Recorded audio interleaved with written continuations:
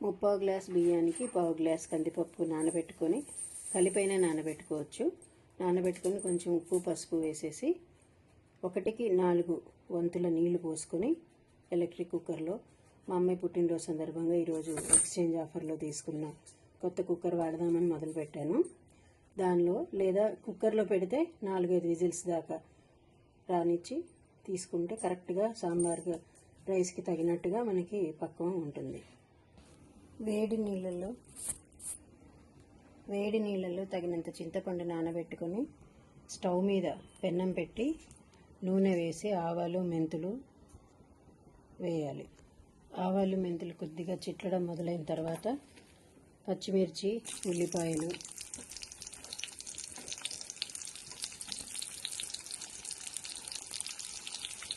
బెండకాయలు, మునక్కాడ కొంచెం వాడిపోయింది, అయినా బాగానే ఉంటుంది. ఉప్పు కారం తగిలాక పొడవుగా తరుక్కున్న క్యారెట్లు అన్నీ కలిపి వేయించుకోవాలి.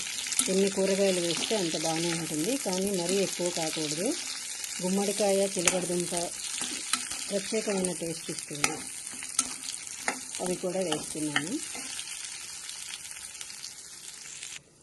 ఈలోగా వేడి నీళ్ళలో నానబెట్టిన చింతపండు రసాన్ని తీసి ఉప్పు, కారం, పసుపు చింతపండు రసంలో కలిసేలాగా ఇలాగా సాంబార్ పౌడర్, నేను ఎంటీఆర్ సాంబార్ పౌడర్ వాడుతున్నాను. కొంచెం బెల్లం కూడా వేయాలి. వేసి ఇలా కలిపి పెట్టుకుంటే ఉండలు లేకుండా ఉంటుంది. దీన్ని కూరగాయలు కొంచెం మగ్గిన తర్వాత, ముఖ్యంగా మునక్కాడ మగ్గిన తర్వాత కొంచెం టమాటాలు కూడా వేసి చింతపండు రసం వేయాలి దానిలో. అప్పుడు రసంలో ఉడికి బాగా పడుతుంది ముక్కలకంతా.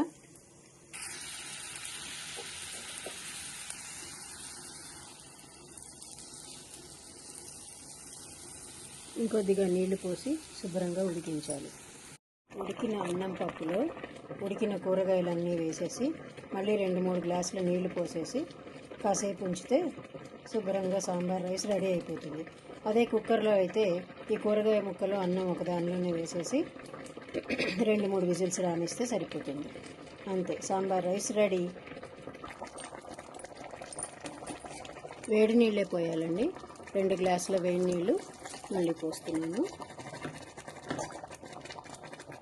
అంతే.